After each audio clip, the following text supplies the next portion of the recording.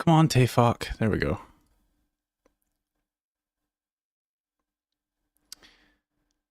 And we are live. Hello, my name is Ben Campbell. This show is called Off the Cuff.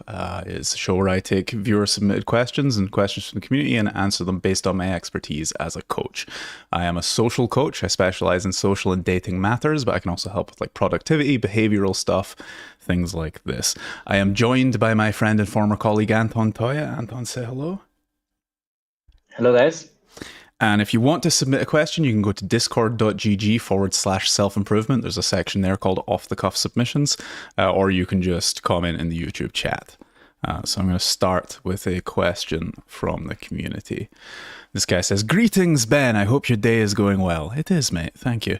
I'm seeking to improve my social skills and overall behavior. I am a hikikomori, which is a Japanese word, I think, that means shut in. It's like a person that stays home and doesn't go out or socialized. I am a hikikomori, spending most of my time in isolation with anime as my primary escape. This has heavily influenced my social interactions, making me seem overdramatic and odd, almost as if I'm living in an anime world. In the past, when I worked, I would often ask bizarre questions, make silly comments, or gossip, thinking it would make me more relatable. Sometimes I lied about myself to seem more interesting. Despite being told I'm good looking, my strange behavior and poor social skills led people to avoid me and gossip about me, calling me weird. Additionally, I have autism, which makes it hard for me to pick up on social cues and norms. This has worsened my ability to connect with others. I genuinely want to change and build meaningful relationships without making people uncomfortable or pushing them away. Can you provide advice on how to stop being weird? Yes, absolutely. I'll start by answering the question based on the social stuff, but then I have a couple of things I want to talk about afterwards based on some of the labeling and the language that you use. So yeah, I mean, if you're the kind of person that stays at home all the time and you're just watching, like I've met people like this before, that their entire life is consumed by anime and they don't really socialize, and then that affects their social behaviors because they're acting in a way that is extreme and influenced by the things that they're watching. So obviously anime is not real life, and people act in, as you have said here, a very dramatic and over the top way. And that's fine for fantasy, but when you're talking to real people, it does come across as, like you say, weird.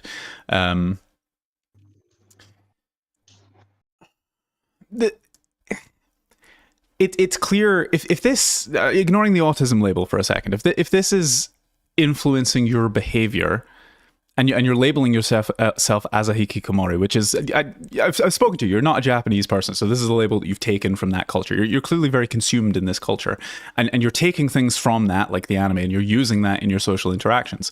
If you want to change that, you got to go out and talk to real people and meet real people and put yourself in situations where you are more surrounded by how people act naturally, and then that will start to influence your behavior. Let me read this again. Yeah, I want to connect with. So in terms of the autism thing, I've spoken to you. If you are autistic, you're high functioning, clearly, because like you have the wherewithal to be communicating about all these stuff. You're aware of the social differences. Like if I'm not super familiar with the autism spectrum, but it's clearly like Asperger's or something high functioning, something where you're still capable of interacting with people and being social and taking part in regular, normal social life. So if you're finding that it's difficult for you to, and I wonder, I wonder if this is, because like I say, you're using labels, you've labeled yourself as a hikikomori. I wonder if this is a formal diagnosis or this is something that you have labeled yourself with as a result of your behavior. And this is not necessarily directed at you specifically as much as it is just people in general. I have noticed, especially in recent years, that there is a massive trend towards self-labeling and self-diagnosing of things like autism, things like ADHD, anxiety disorders, stuff like this.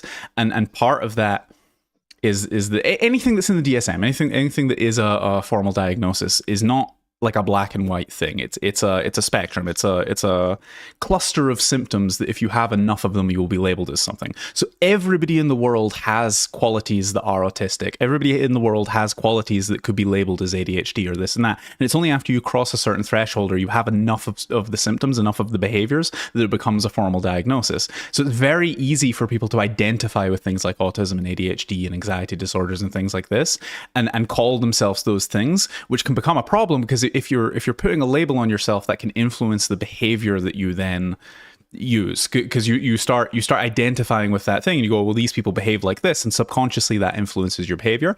And if this is a label that you've given yourself, I'm not saying that it is, but if it is a label that you've given yourself, it can make it harder for you to then change your behavior in line with how you want to be, because you're identifying with this thing that you think holds you back. And even people with formal diagnoses, I've seen this happen, where their behavior changes after they get the diagnosis to align more with the diagnosis, and that's a very dangerous thing. Like it's important to understand if you have things that might hold you back, but not to identify with them to the point where you are deliberately choosing to behave in that way on a subconscious level.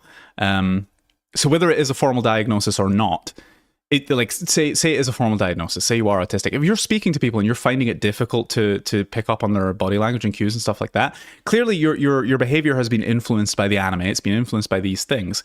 So it's still entirely possible that it's just a lack of exposure and you don't understand how people are and how they're communicating and all of these like subtle cues that people give off, because you've never learned it, you've never been exposed to it properly. And whether this is the case or not, there is absolutely nothing wrong with, when you're talking to people, saying things like, hey, I'm autistic, or I'm this, or I'm that, or I have trouble understanding people's social cues sometimes. So if I'm acting a bit strangely, or you say something to me and I respond in a way that you don't expect, that's why. Also, I might ask you, hey, can you just please tell me how you're feeling right now, or what you mean by that, and can you explain it to me so that I understand better? And once you communicate that to people, it gives them an understanding for why you're behaving the way that you're behaving. So you said at the bottom, can you give me advice on how to stop being weird? And it's not necessarily that you are being weird so much as your behavior is being perceived as weird because people don't understand it. And I wrote a post about this in the community called, it's like how to avoid being creepy. And essentially the thing that makes you weird, the thing that makes you creepy, is not necessarily how you're behaving as much as it is the disparity between how you're behaving and people's expectations, or how you're behaving and your internal state. So if you're feeling nervous and you're acting confident, that's going to come across as creepy or weird. If you are responding differently to people than how they expect, or you're acting in a strange way which they don't have a reason or an explanation for, they're going to label it as creepy or weird. So simply by saying to people, hey, I have these behaviors for this reason, because I'm autistic, because of whatever, they then have an understanding for why that is, and it stops being weird, and they start understanding you better. So there's nothing wrong with going into interactions and going, hey, I'm autistic, this is how it manifests in my behavior, this is how we can compensate for that, and any understanding person will happily do that for you. And again, this can involve things like, I don't understand facial expressions properly, so sometimes I might say to you, what are you feeling right now? And I'd like you to tell me. And then they will, and then you have a better understanding. And as you expose yourself more to these things, so I would suggest that you pull away from the anime and you pull away from all these things for a while. There's nothing wrong with having hobbies and enjoying these things, but pull away from them for a while and really start exposing yourself to real people and real culture and real things. So like you don't even have to drink, like go to bars and get a glass of water and just talk to people, or go out on a Saturday and walk around and just talk to people. And I've done this on boot camps with people, like live immersion courses. It seems strange, but there's absolutely nothing wrong with going up to people and saying, hey, I'm practicing my social skills. Do you mind if I talk to you for 10 minutes? Right? And you'd be surprised how well people respond to this. Quite often they'll be like, yeah, no problem at all. Or even if you're more confident about it, hey, you seem cool, let's be friends, right? This works really well. There's absolutely nothing wrong with doing it, despite what your fears and all this bullshit will tell you. So go out, start talking to people and start immersing yourself in real social situations. Use these explanatory things. Like if you are genuinely autistic and this isn't just a self-label that you've given yourself, say, hey, I'm autistic, or I have trouble understanding social cues and facial features. So, and explain to people, like, I'm doing this to, if you go around and you tell people that you are practicing being social for these reasons, most of the time, like, people are good people. They're going to be very understanding. They're going to be like, hell yeah, let's talk for 10 minutes. No problem at all. And so start to have conversations, start to talk to people, start to immerse yourself in these things. And then over time, you will start to, like you did with the anime, where you start picking up on things, you will start to identify different behaviors and different way that people act with facial expressions and things like this. And you'll get better at learning these things over time. And then at the same time, because you're more immersed in these social situations, you'll stop acting like an anime character and you'll start acting like other people act, because you'll mirror that a little bit. And then over time, you will stop being, as you say, weird. So I hope that answers your question. As for things like, in fact, I think we've talked before about your gossip thing and stuff like that. So I hope that answers your question. Anton, is there anything you think I missed or I should add to that? Not really, but I think you made a super good point on labeling yourself. Because in the past, I did this to myself. I always said, yeah, I'm just not social. I'm an introvert person. So I'm never going to be good in social skills. It's not my thing.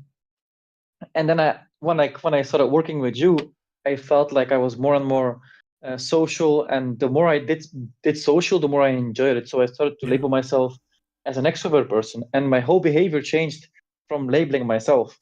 Yeah. But it can be super dangerous. Yeah, specifically when it comes to introvert extrovert as well, I am of the opinion that that is mostly bullshit, and it's self-labeling. Like, yes, it is, like, people can either be introvert or extrovert. I'm not saying that's not true, but I think it's more habit than it is anything else. It's like saying I'm a motivated person or I'm not a motivated person. Like, you might be difficult to motivate, but your level of motivation is dictated by your habits. And I think it's the same with introvert extrovert. If you're the kind of person that is constantly socializing, right, you're probably very used to doing it, and it's something that you enjoy doing, and it's something that feeds back into your sense of self-worth and all of this. And so when you're not spending time around people, if you're not used to being alone with your own thoughts, that can be scary and weird and draining and all of this stuff. And conversely, if you're the kind of person that spends all of your time on your own and you're not used to being in social situations, when you are in social situations, generally you'll be overthinking and like, what am I saying? What am I doing? And you start micromanaging every little thing, which expends a hell of a lot of energy, which makes you feel drained afterwards. And so I think everybody can exist in either state, and it's more of what you're used to. And I think it's honestly healthy to find a balance. Like, I don't label myself as either an introvert or an extrovert, because I find peace in, but like I love socializing with people and I love spending time alone. It's important to find balance, as with anything in life.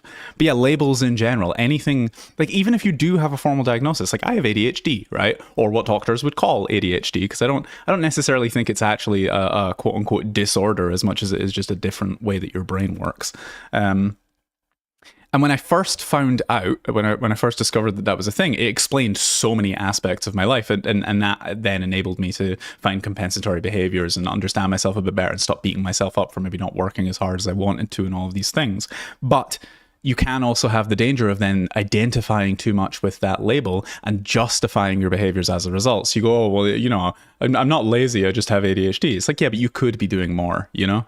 And that's the same with anything. Anything that whatever your identity is, it's going to affect your behavior, and your behavior is going to affect the results that you get. So be very careful what identities you allow yourself to have. And understand that everything is malleable. Yeah, exactly. It creates a vortex. It creates a feedback loop. The moment I said to myself, yeah, I'm not that social, I basically didn't try to go out and meet new people. Because you can then use it as an excuse. Unlearning. Exactly. It's like, it's so I'm not justifying not taking action. I'm just not a social person. You know, it's bullshit. Yeah, and the more you like to be social, the more relaxed you are in a social environment, and you have to learn being social. I had to learn so much stuff, like how to introduce people to each other. I make, even to this day, so many mistakes, but yeah, I feel like I've come like a long way just from being social all the time. It helps. Yeah, as with any behavior is a trained, learned behavior, and even if it's a natural behavior, like babies still have to learn to walk. People still have to learn to talk to each other. Like but normally these are all things that you do as kids, and then you lose somewhere along the way. And I think modern society is set up in a way that people are losing that social and communal aspect, and so they're not used to doing it, which is why I have a job. But like, even if these are natural things, there's still things that you need to learn. But then like the instinct starts to take over after a while, and it's really all just about getting over fear and all of the bullshit that comes along with that. Yeah, so that was his question. Do you have questions you want to talk about? Anything you want to discuss? Yes, I do.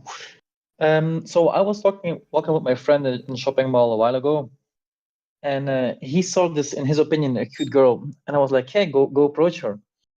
And he like kind of froze in a moment and was like, "No, are you crazy?" And then like after the like later in the day, I was like, "Hey, why didn't you do it?" And he said like, "Yo, I can't make people awkward. And beside this reason, everybody this day and age is on dating apps. So why would I make the effort and even approach this person if I have the chance to make it awkward? And I'll just swipe her on a Hinge or Tinder," he said. What's your opinion on this? Right. So, I mean, first of all, his assumption is bullshit that everybody is on dating apps.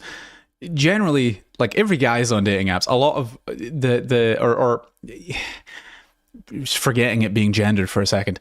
Like the really good people, the people that you really want to date, they're not on Tinder, they're not on Bumble, they're not on these places. I'm not saying you can't find good people on these apps, but generally people are on these apps either because if they're a female, they're looking for attention or validation or whatever, if they are getting dates in real life. But generally people are on these apps because they're not getting dates in real life. And men are relying on it because we have the responsibility, generally in society, it's the masculine responsibility to initiate. And we're scared to do that. And so we use the fucking swiping apps instead. And people don't act like this friend of yours, is he actually getting results on the dating apps? He does. He has like quite a good, and he's good looking. Okay, but so he's in like a top percent. Also, it's in Southeast Asia, so it does make things quite a lot easier. But yeah, forgetting that for a second.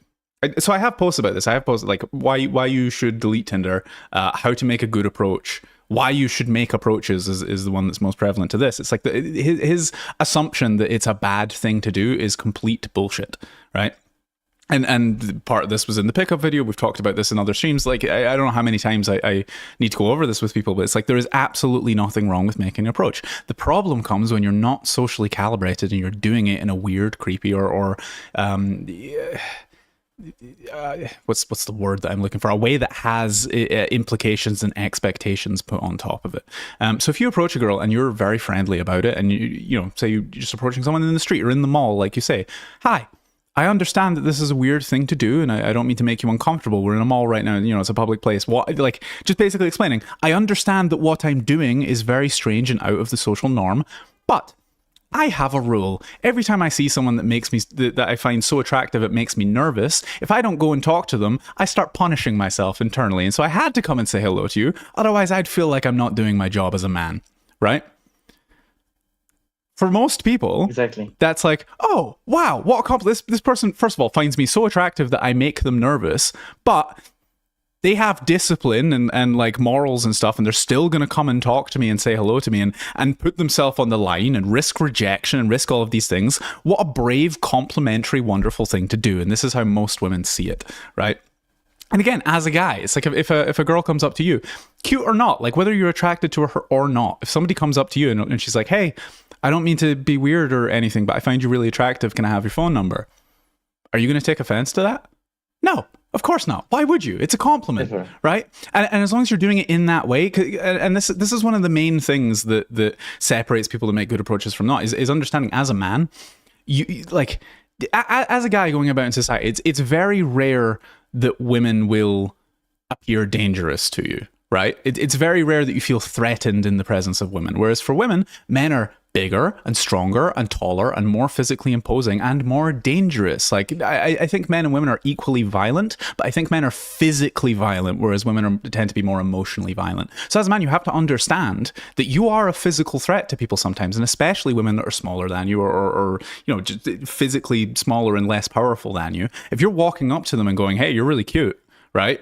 There's so much implication there and so much danger there that you need to dispel it. So this is why you say things like, hey, I don't want to make you uncomfortable. You know, I'm not a threat, like whatever. You clear the air and you make it clear that you understand the implications of your actions. And if you can do this properly, it always goes well. And they're always like, wow, I now feel safe around this person. He's expressed interest in me. He's being honest with me. He's being upfront. He's giving me room to say no, all of these things. And so you end up in a situation where you're like, even when it doesn't go well, it goes well because you're going around complimenting people and making their days better, right? And if more people, like I had at the end of that pickup video that I did on YouTube, I sent these articles why you should make approaches and how to make a good approach, discord.gg/self-improvement, link in the description. I sent these to a bunch of women and I had them respond, and every woman I have ever talked to about this has said, I wish that more men were doing this. This is a wonderful thing. I wish that guys were doing this. They want to be approached, but they don't want to be approached by creeps and assholes and pickup guys and all of that shit. If you're a good guy with good intentions, there's absolutely nothing wrong with it. And even if she has a boyfriend or she's not interested or whatever, it's fine. I've had situations where I've walked up to a girl who was with her boyfriend. I thought it was the brother or whatever. And as soon as you realize that's the situation, you just go, oh, sorry, didn't mean to impose, you're a lucky guy, and you give him a compliment. And now he feels good because someone thinks his girlfriend's attractive, and she's got a compliment and they're happy, and you're not a threat at all, and you're already walking away. It's great. It's wonderful. It never goes wrong. Yeah, I mean, it does, but it's very, very rare, and there's always ways out of this. We talked about this on the last stream. So yeah, my advice to your friend is stop being a fucking pussy, right? Do your job. And it's all it is. It's fear. It's ego. We're very social creatures, and we're designed to talk to each other and be a part of communities. And especially historically, when we were in much smaller knit communities, the public opinion could be the difference between being the king of the society and all the furs and bitches and all of this stuff, right? Or being cast out in the wilderness to get eaten by fucking... Like, you know what they used to do with psychopaths? And they still do in some tribes. It's like, if you don't fit into the tribe, you're off in the wilderness on your own, right? Good fucking luck to you. We don't want you here. Don't come back. On your own, right? That's what they do in a lot of these societies if you don't conform. And that's what we would do historically if you didn't conform. But now, we live in such a massive global society that no matter who you are, no matter where you are, no matter what you want, there are always people that will fit in with you, right? So you don't need to be afraid of that anymore. But your ego doesn't know that, and it wants you to stay in the status quo. It wants you to stay what you've always been doing and not step too far outside the boundaries lest you fucking die. And so it'll give you lots of wonderful esoteric excuses as to why you should not do anything outside of your comfort zone. And this doesn't just apply to dating. This applies to every single area of your life. Your mind will come up with excuses as to why you don't need to do it. You don't need to change. You're perfect as you are, even if you're unhappy, because it doesn't give a fuck if you're unhappy. It only cares that you're alive, right? So take control. Realize that that's what's going on. Recognize that all of your fears, if you don't have direct experience to confirm those things, are bullshit, probably, right? All of the things that you think are going to happen. If you've never done that thing, how the fuck do you know? You don't.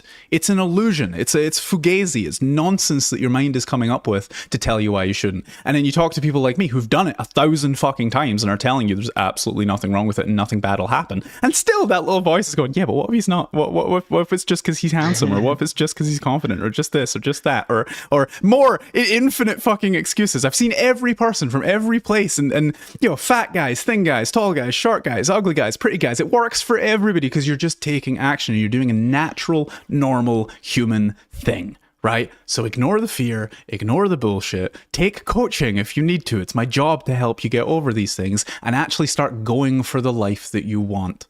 Right? And you will experience the difference. And Anton's experienced this. I've experienced this. Every single person I've ever coached experiences this. Every person that the previous company that I work with coach with, hundreds of people have experienced this. It's all the same. I guarantee results if you just fucking trust. Just trust. That's the part, the trusting part, because I can empathize with him so well because I used to be in his shoes like 2 years ago. But I think it only goes away with experience. Like, the more you do it, the more you realize, wow, this is totally fine. There's nothing wrong with it. Yeah. In the contrary, it's even a good thing. You make people's day, or you can like make cool relationships. But if you do it like only like once, and then like you're a bit awkward, and then you like create this whole scenario in your head, that is like a bad thing to do. But you just have to do it often, and until it's like a habitual thing for you. Yeah. Then you are. But in the beginning, it's super scary. Like, it's super scary. Your mind will come up with any excuse under the sun to make you not do the approach. So I do feel his fear, though. Absolutely. No, I've been there as well. It's understandable, but you have to recognize that just because you're thinking something doesn't mean that it's real, right? Your mind is very good at tricking you and convincing you of things. And everybody should be aware of this, because it's like, change is so hard. Not only is it like metabolically expensive, like the wirings in your brain take a long time to form, and it takes a long time to break them down. It takes a lot of time and energy to build new ones. And so if you don't need to, if it's not essential for your survival, everything about you is going to be going, no, you don't need to do that. Don't worry about it. You're fine. You're fine. You don't need to do that. But like you have to understand that moving through that process is how you make changes in life, and it's how you achieve the things that you actually want. Like, do you want to just go through life living a mediocre fucking existence and being exactly as you are and staying in your comfort zone, or do you want to get everything that you want? Do you want to get everything that you want? You know, it's really not. I mean, it is hard, but it's not. It's difficult, but it's not hard. Like, it takes time. It's energetically it takes a lot of energy. But you know, like I said, I think it was last week. There's the Jim Rohn quote. Everyone must suffer one of two pains: the pain of discipline or the pain of regret. The difference is that discipline weighs ounces and regret weighs tons, right? Like, at the end of your life, Do you want to have gone through the pain of like working on shit and accepting that life has its challenges and it's a little bit difficult, but like leveled up as a person because of that and overcome these things and got better and faster and stronger and more resilient because of it and achieved the things that you wanted? Or do you want to look back and feel horrible at the end of your life because you never did anything that you wanted? And you're like, oh, life was short and now I'm going to fucking die, right? And I didn't do anything that I wished I'd done, right? Is it worth it? Is it worth it to stay in your comfort zone if that's the end result? You know, which is more painful? It's up to you to decide. And that's the other thing, is like confidence. Confidence is built on either, and this is on the subject of faith, as we were talking about. Confidence is either faith or it's competence. And faith confidence doesn't last very long. It's also maybe blind confidence. Like if you believe that something is true and so you act in accordance with that. Real confidence comes from experiencing the result and that reprogramming you and reprogramming your expectations. So everybody that comes to me starts with faith. They start with, oh, I trust this person that what they're telling me is true. I trust that they have my best interests in heart. I trust that they know what they're talking about, even though they look young or whatever, right? Because I do know what the fuck I'm talking about. I've experienced this. I've been doing this for years, right? They come and they have a little, just enough faith to be like, let's see, right? And so they start acting with that confidence, that faithful confidence, and then they get the results, and that turns into competence. And then they turn into people like Anton, who know what the fuck they're doing, can do this stuff themselves and don't need me anymore, right? Which is good. That's what I want. I want people to be happy. I want to live in a world where people are social and friendly and not living their life based on bullshit fear. I want to live in a world where we don't need fucking big daddy government telling us what. I'm not going to get into anarchism rants right now, but I want to live in a world where people are independent and happy and actually living the lives that they want to live, because then I'd have better friends and better connections and better work opportunities and all of this stuff. Like, I want to live in that world, so I want to help people create it for themselves. You know, be the change you wish to see in the world and all that shit. And also because I understand the pain of being in that situation in the first place where you don't have the things that you want, you're not capable of getting them, and you've got problems with your self-worth and all of this shit. It's horrible. It sucks. I've been there. You've been there. It's a nasty way to live. And I've lived through that. And when I was like fucking 14, high as hell in my room, deciding what do I want my future to be like? And I'm like, look, I'm either going to kill myself or end up in prison, or I'm going to make some fucking changes. And so I started making changes. And now I'm in a position where I want to help other people do the same. So discord.gg/self-improvement. Get coaching. Will change your life. Guaranteed.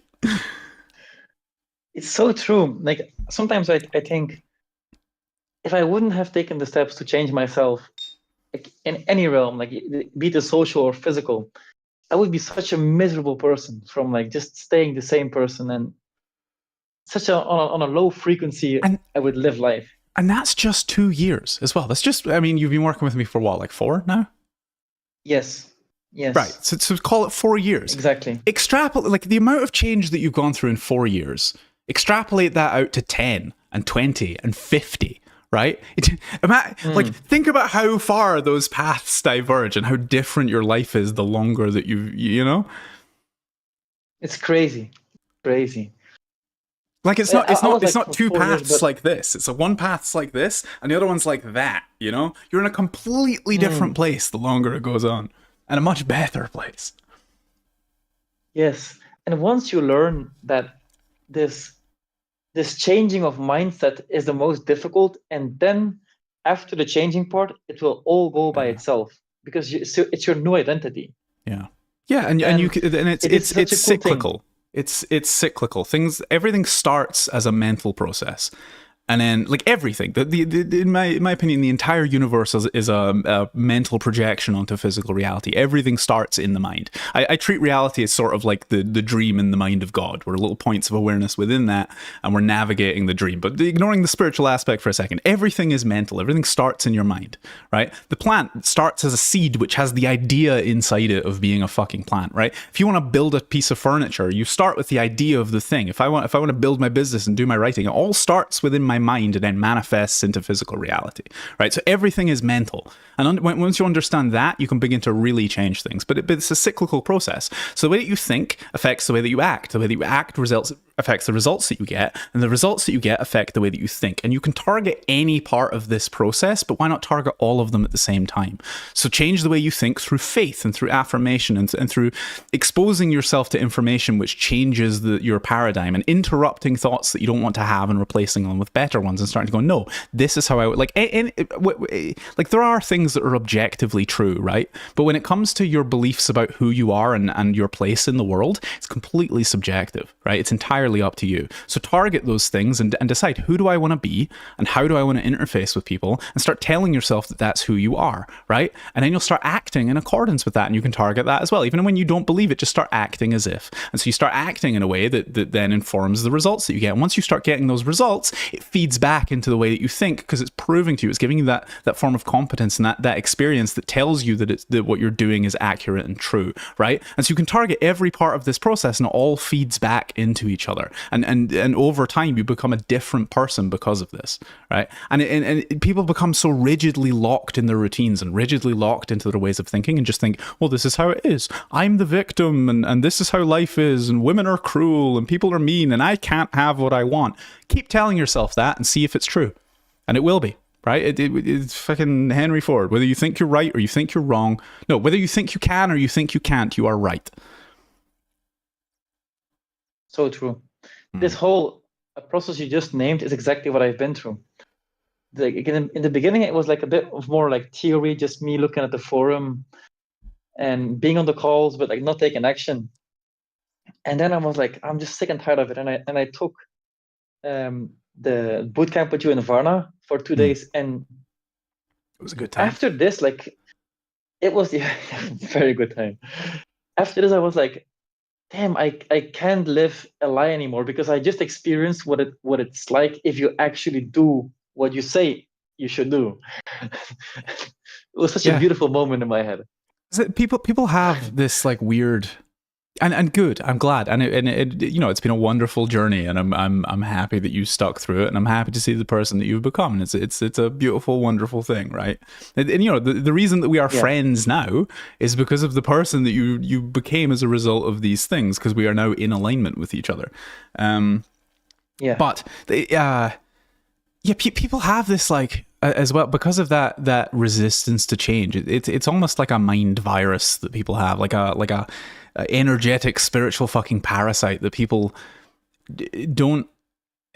If they're stuck in a position where they're thinking in a certain way, they will deny it's cognitive dissonance. If you believe something very strongly, you will deny things which are to the contrary. It's like some of the comments that I got on not the pickup video specifically, but I put out some reels that were like talking about some of the things in there. Like, for example, the one that's like the way that there's every kind of person in the world, and whatever you expect to find from people is what you're going to find, because you create a filter through your actions that then brings in those kinds of people. Someone underneath it was like, wrong, like go back to your fucking psychology course, like blah blah blah blah blah. And it's like, this is clearly someone that is stuck in that like red pill fucking pickup fantasy mentality where they believe that people are mean, and they have that experience. It's like, he's affirming exactly what I'm talking about. It's like, I don't have that experience with people. People are wonderful and friendly, but he has that experience. He has that experience that people are bad, and that women are cruel and all of this stuff, right? Why? What's the difference? What is the difference? It's not the people that we're surrounded with. The difference is the mentality and what we expect to see in people, and in turn how we behave and the people that come. He's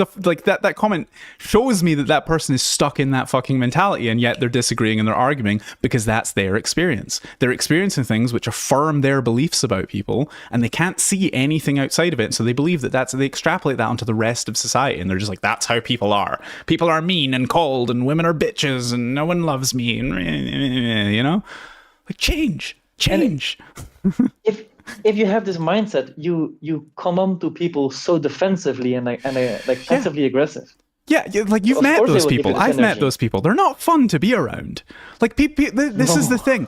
Like, whether you believe in the law of attraction and think it's like an energetic vibrational thing, that things aren't a match, or it's just that the way that it's entirely pragmatic, and the way that you behave affects the results that you get. It's exactly the same. If you're that kind of person, people like you and I and happy, friendly people are fucking repelled. We don't want to be around you, right? So those kinds of people, they're going about life going, people are mean and man, and then people that are like in a higher state that think everything's wonderful come across those people and they're like, oh God, and they just stay the fuck away, right? So of course you're not meeting good people because you're pushing all of them out of your life, you know? And the only people that you're attracting are the ones that you're like, women are bitches, and then you meet this bitchy fucking woman and you both feed off of each other's negative bullshit, right? Of course. That's just how it works. Like attracts like. Yeah, whatever you are a match for, and call it a spiritual energetic thing or call it a behavioral thing, whatever you are a match for is what you're going to experience. Right? So if you change what you expect and you change the way that you act, you have a completely different experience. And it's wonderful. And you're in control. And that's the other thing. When people finally realize it's like, oh, I'm in control, right? A lot of people don't want to recognize that, especially if they've spent a lot of time suffering, right? Because they spend a lot of time suffering. They think the world is mean and they're ugly and whatever, and all this bullshit. All of these thoughts about why they can't have the things that they want. When someone like me comes along and goes, that's all in your head and you're entirely responsible for all of the results that you're getting, they don't want to believe that, because to believe that makes them the problem. They don't want to be the problem. They want the world to be the problem. They want to externalize everything. They want to go, it's not me, it's the world that's wrong, right? And if they take that responsibility, everything changes because they can change it. But for as long as they're pushing that responsibility onto everything else, nothing will ever... But it's like such a difficult process to go, I'm wrong. It's such a difficult process to go, I'm wrong. I'm the reason that all the bad things in my life are happening. I take responsibility. It's such a wonderful, freeing, powerful thing. It's a bit like depression as well. I've always said that I think that depression is more of a symptom than it is an actual underlying thing. So something has happened in your life, be it trauma or be it a negative mind state or something. And I'm speaking as someone that spent years of their life in deep depression wanting to fucking kill myself, right? Like depression is real, right? But it's not real in the way that you think it is. It's not something that you are afflicted with so much as it is something that you are dealing with and coping with. So for me, and I extrapolate this to other people, but perhaps, you know, I'm not a fucking psychologist, but I extrapolate this to other people. Depression is more of a symptom than it is the thing itself. So be it a trauma, be it a negative mind state, whatever, it is far easier, right, and more comfortable, even though it's a horrible experience, it's far more comfortable to exist in a low level state of unhappiness for a long period of time and just to feel numb than it is to go through the process of dealing with the things that are troubling you, because that involves feeling really like spiking that feeling of negativity. It involves like tremendous difficulty to accept I am the result. Like everything in my life is the result of me, right? It's very difficult to do that. And so it's far easier to be depressed than it is to deal with the thing that's causing your depression. It's my two Such a good cents point. anyway. Yeah, and it's so freeing once you accept the fact that it's all your responsibility, because you can fix everything if you want to. It's a bitter pill to swallow, though, especially if you've been living in your own victim bubble for like the past 10 years, and then it's like hard to see, oh my god, it's my mistake for the past 10 years. This is so hard to accept. Yeah, not only like the neuroscience thing, it's like you've really dug in those bonds and slipped into the vortex, and you're so deep in the vortex that it's so hard to come out, right? But it's also that thing of, if you're looking back at the past 10 years of your life and you're like, wow, I could have had everything that I'd wanted if only I'd accepted that I had responsibility. Like, fuck, that's you know? I wouldn't want to deal with that. Yes. Like, I'm lucky I learned this shit when I was young, you know? I can't imagine the fucking pain that would cause, but it's like, okay, you deal with it now, or you just keep, like, if you can ignore that, you can choose to ignore that. You can choose to be like, no, I don't want to deal with this right now, but then if not now, when? Like, if you're 50 and you're thinking about these things and you're like, fuck, that's so painful, right? Sure, but the past is the past. You can't fucking change it. So do you want to start having a better future now, or do you want to revisit this when you're 75 and dying? Oh yeah, this is so true. Like, it's never too late to change. It's never too late. Even if you have 6 months to live, you can live it like with a good mindset. It's way better than 100%. Yeah, and there's so many people that have that, like, that they're about to die, and then the doctor tells them they have 6 months to live or whatever, and then they start living how they've always wanted to live, and they're like, wow, I wish I had this diagnosis sooner. and I mean, that's where the Stoic mindset comes from, you know, memento mori, the remembrance of death. It's like being aware of how short a life you actually have. Like, say I'm going to live to, I think I'm going to live to like 250, right? That's my assumption. But say I'm going to live to like 75, right? I'm what, 27? So I'm more than a third of the way through my life. And if I look back on when I was like 12, it's like yes, it is both. It is simultaneously so much time and so little time, right? It both feels like forever and no time at all. With like looking back at your memories and even like how fast have the past couple of years gone by? And I've spoken to people that are older than me, and pretty much everybody says that life gets faster as you get older. And that's terrifying, right? That's really fucking scary. I do agree. But if you don't hide from that, if you don't shy away from that, and you're like, okay, so how can I make the most of this time? Like being aware that you're going to die and it's going to be a hell of a lot sooner than you think is a wonderfully motivating thing. You're like, oh shit, I better get cracking, you know? Like what do I want to look back on when I'm 80 and I can't shit myself and I can't use the toilet properly without assistance, you know? Which, by the way, if I ever get to that point, ship me off to Switzerland for the lethal injection. I want to. I don't want someone wiping my ass for it. Like I'm a faulty human at that point. Take me out. Although by then, maybe I'll be a head sewn onto a robotic body. Well, we'll see. We'll see what the future has in store. Good point. Yeah, you made me do this exercise of like painting the boxes about your age and how long you have to live. Yeah. And it was scary. Like it was so scary for me. Yeah, like if you just make like 100 boxes and you tick off all the years you've already lived, it's like that, and that's being generous. That's assuming you're going to live to 100, which very few people do. You know, you're still like, oh fuck, there's not really a lot of time, and then you got to take away all the years that it's like your body starts failing you, 75, 80, whatever. It's like, oh, I'm almost halfway through. Cool. And then also the time you sleep, it's like, oh, it's going very fast. All the time that you're asleep, all the time that you're like doing other bullshit. It's like, how much time have you actually got here? It's not very much. That's why I'm so grateful in a way that I now that I take this 8 months of vacation for myself, it's so cool to like actually enjoy all my time. Yeah. Yeah, for people that are people should just take 8-month vacations. Yeah, I would love to live in a world where that was possible for everybody to take just permanent holidays. There's a song by this guy. It's like what's the word? A reggae song called "Permanent Holiday." It's a really good song. I recommend it. Yeah, but for people that don't know, Anton's in Thailand right now studying. Or are you still in Bali? Or are you back in Thailand? No, I'm back in Thailand since a few days. Thailand's in Bangkok at the moment. Thailand's in Bangkok? Yeah, of course it is. Anton's in Bangkok at the moment doing Muay Thai, and he's out there for like 8 months, which is wonderful. It's amazing. Like, but you know, you set things up for yourself in that way. And it's another thing. I was talking to somebody in the server recently. He's like, how important do you think school is? Like, I am of the opinion that school is government indoctrination camp and that they're not really teaching you anything valuable. But beyond that, like if you want to go to higher education or whatever, you can do one of two things. You can take the path that society has set out for you, which is, you know, it's not easy, but it's safe and it's comfortable and it's reliable. It's like, you know, you do this, you go to college, you whatever, you get the job that your degree was for, you get paid, you live comfortably, you know, 2 kids, picket fence, all of that stuff. Or you can become independent and ungovernable and make your own path in life, but that comes with its own challenges. Like, you got to figure shit out. It's like I've worked a lot of jobs in my life, but I haven't been employed in like a 9-to-5 in what, 8 years or 6 years or something like that. And it's like, yeah, it's been hard, but I wouldn't change it, you know.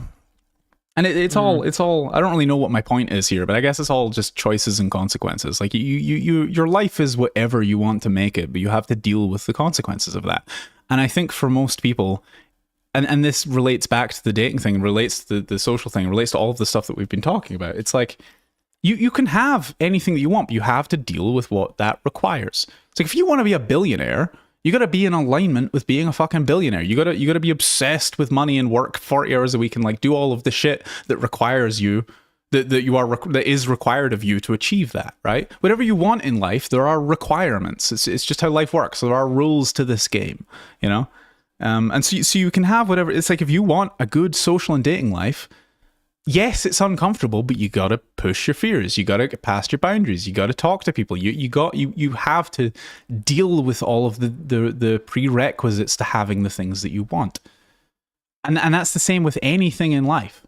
And you can either accept that and go and find out what is required to have the things that you want, or you can just meander through life pretending that there aren't these things, and then you'll live like a mediocre, comfortable, unhappy life. It's like life is hard. Life has challenges. Life has requirements. You can deal with these things and you become a better, stronger, more resilient, happier person, someone that is capable of overcoming challenges. Or you can pretend that that doesn't exist, still deal with difficulty, and then end up in a worse place. See, so we basically like finished the point of responsibility. Yeah.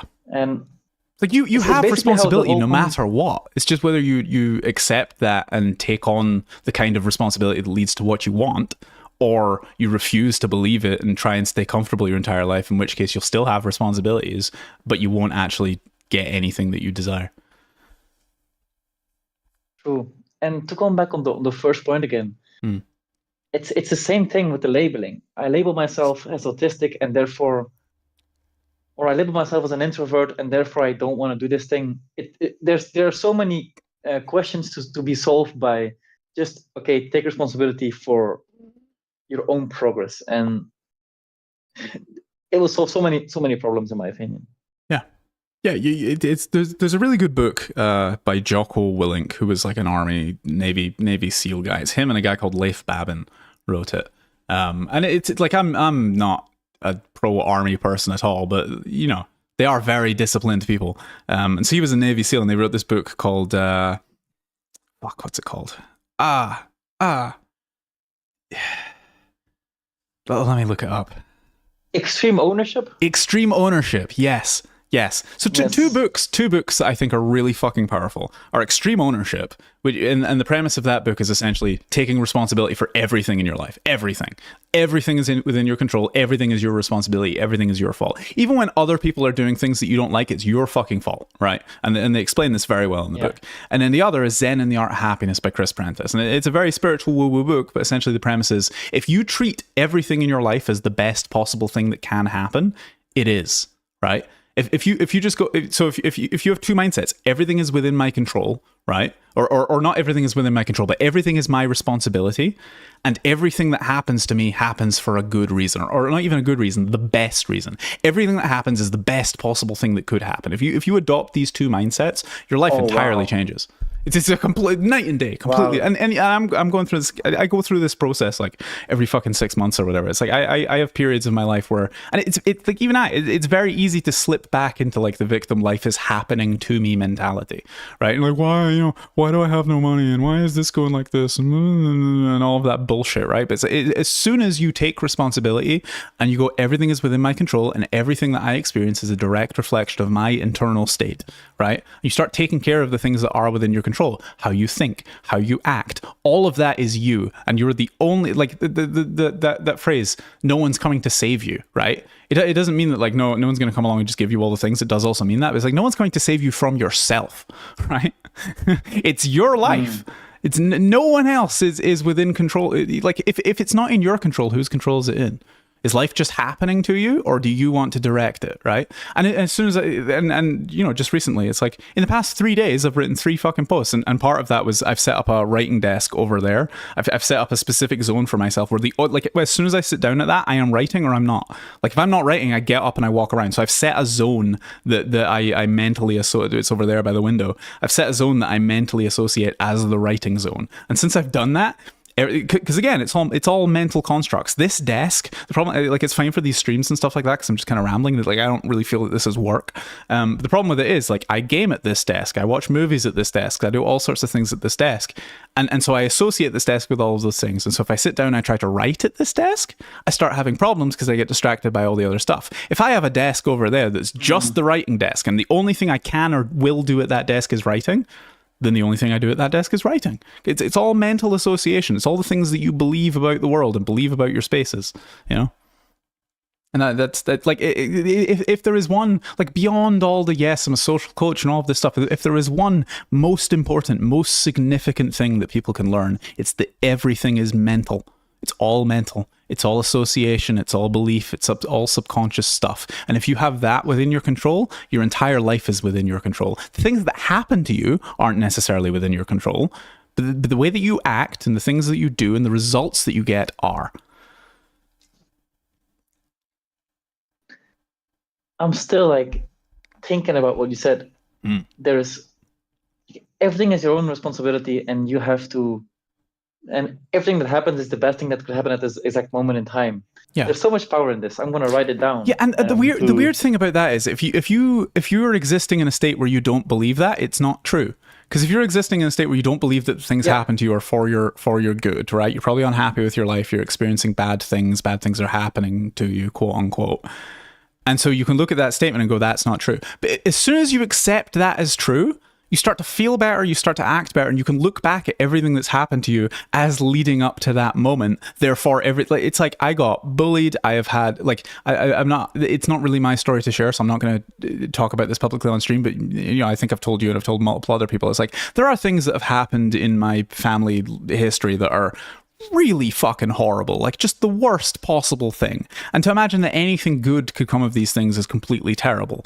And yet, in the current state of things, it's like no matter what's I got bullied as a kid. I had lots of horrible things happen to me. I went through suicidal depressions. Like all really horrible negative things have happened to me because of where I am now and the way that I think, and because I've adopted that mentality that everything that happens to me is the best thing that could happen to me. I look back on those experiences and I go, I'm glad that those things happened, because I wouldn't be me without them. And everything in that moment has led up to now. And so I wouldn't change any of it.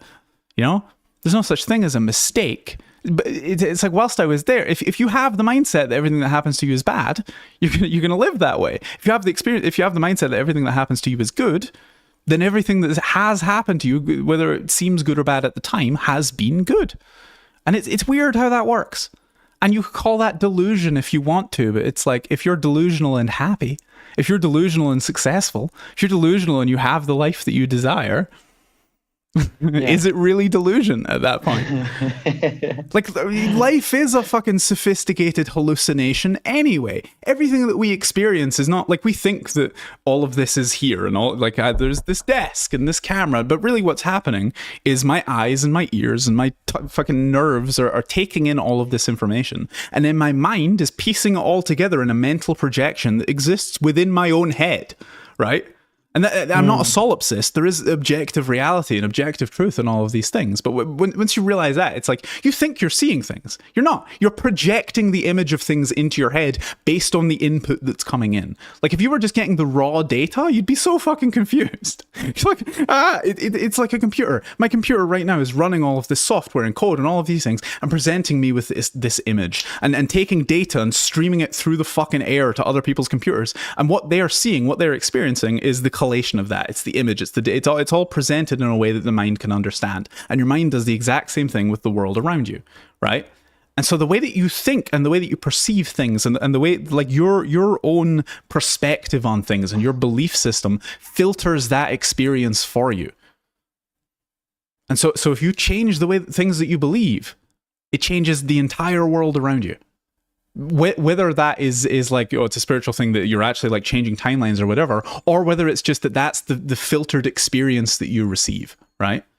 Like, yes, there is objective reality and objective truth and all of these things. Again, I'm not a solipsist, right? I do believe it like, I think, therefore I am. The people are real, right? You're not just all figments of my imagination. But my experience of you is a figment of my imagination,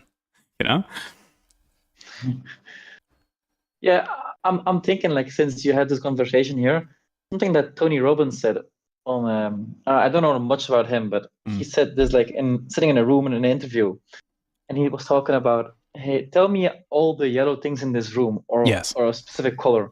Yeah.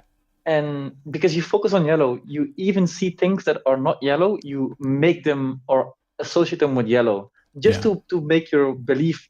And I think it's the same in the reality. Like, if you think about a certain way about things, you just see things the way they are for you. Yeah, and the converse part of that, it's like when you do that experiment with people, you're like, okay, close your eyes. When you open your eyes, I want you to find 5 things that are blue in the room. And then they open their eyes and they find 5 things that are blue and they close their eyes again. And you go, okay, name one thing that was red. And 9 times out of 10, people can't do it. Unless they're very familiar with that environment, in which case they can start thinking about it. But from their actual perception, the things that they were looking for, like, whatever you look for, you're going to find, and you're not going to find things that you're not looking for. And there was a mentalist, Darren Brown, in the UK, and I think this was him. It might have been someone else, but I think it was him. But he took 2 twins, and one of them had the belief that they were lucky, and one of them had the belief that they were unlucky. And they like, it was, they're twins. They're basically the same person. Not to insult any twins out there. And he would do experiments like leaving a £20 note on the ground. And the twin that believed that he was lucky would see the £20 note and pick it up and put it in his pocket and affirm the fact that he was lucky. The twin that didn't believe he was lucky wouldn't see the note, right? It's like if you believe that you are lucky, you will experience luck. If you believe that you're not, your brain will filter that shit out. Like your subconscious takes in everything. It takes in everything. But your conscious experience is filtered through your belief and your perspective, right? And people that study hypnosis and the subconscious mind, they understand this. So if like that the other twin, the unlucky twin, his subconscious was seeing the note and going, nah, this guy thinks he's unlucky, and not showing it to him. And it's completely out with your conscious awareness. Like he was completely oblivious. Like you there is another part to your mind, the subconscious mind, which is everything that you're not, as the term describes, conscious of. It's all of the things that you're not aware of, right? And that is the most important thing. Like even with the law of attraction and stuff, you don't get what you think, you get what you are. And what you are is dictated by your subconscious beliefs. And you can program these things over time, right? But the experience that you have of life is dictated by your subconscious. It's dictated by the part of you that you're not consciously aware of, right? You can communicate it with it. You can like program it, but you have to be aware of what that programming is, because it is affecting your life, whether you realize it or not. It's like all these people that believe that life is bad. It's like that is a like, yes, they're conscious of that belief, but the belief is programmed within their subconscious mind. It's a habitual thing. Like brushing your teeth at night. It's breathing, right? I'm sorry for anybody that has like anxiety or whatever, but you are now manually breathing, right? Yes. There you go. Right. Up until now, probably for the whole duration of this conversation, your breathing was a subconscious process. You weren't thinking about it. Now that I've made you aware of it, you're now doing it. And it'll take getting distracted and forgetting about it to stop doing it. It's like, or sorry, again, to all the people that play the game, but you've just lost the game. It's another one of those things. It's something that exists in your subconscious that you don't become aware of until you point it out. And all of your beliefs and all of like there's so much programming in the background there that it's very important to become aware of. And once you understand these things, you can begin to change it. And like, you know, even with the coaching and going out and the like all the public stuff that we've done and the boot camps and all of this stuff, what you're doing is you're reprogramming your subconscious. You're reprogramming your beliefs about the world. You're reprogramming the frame that you have and the perspective that you have on reality, which changes the way that you think, which changes the way that you act, which changes the results that you get. And everything in self-improvement, everything in life comes down to that. Your entire life is a mental construct. So change what's going on inside, and the external experience will change as a result. And for as long as you deny that, your life is out with your control. Yeah, I think that's probably a good place to wrap up, unless you have anything else to say on the matter. I'm kind of high from this conversation, Ben, and I should be sleeping in like a few minutes, and I'm not gonna be able to. Well, I actually just wrote a post about that, about winding down. So I don't know, maybe go read it. There you go. All right. Well, it's been a pleasure. We will be back again at 5 p.m. Sofia time next week, which is Eastern European summer, whatever time 5 p.m. in Sofia is, that's the time that the live stream starts. It's been a pleasure. If you want to submit questions, or you want to call into the show, or you want to like submit a piece of content to review or anything like that, discord.gg/self-improvement, links in the description if that vanity link ever changes. And there's sections in there. Again, I'm still working on them. I've done about 25 of them, but there's going to be 64 different posts on behavioral matters, on social matters specifically. Like half of those are in the social forum because that's my speciality. Like if you want to change the way that you think and the way that you act and the results that you get, and you want to make friends and get girlfriends and all of this stuff, that is my job. That is my responsibility to help you. I'm very, very good at it. I get results. I guarantee results. If you do the things that I tell you to do, you will get the results that I tell you you're going to get, guaranteed, right? Discord.gg/self-improvement. I actually have a discount on at the moment because I've not finished all the stuff in the forums yet. So if you use code earlybird at checkout, you get all of the memberships for half off. So the cheapest membership is $5 a month, and that's for read-only access to the forum. So you can come and you read everything you like. For normally it's $25 a month, but it's now $12.50.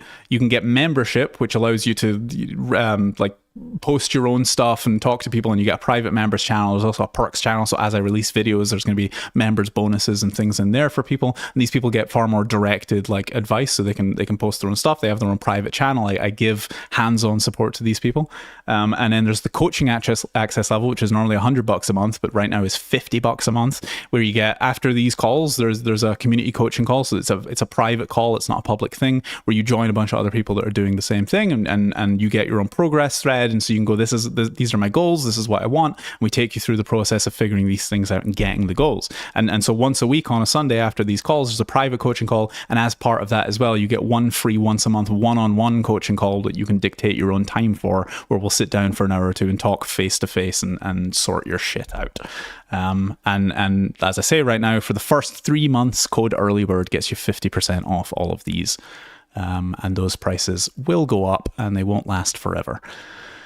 So thank you for tuning in. Hope to see you all next week. It has been an absolute pleasure. I'm going to kill the stream now.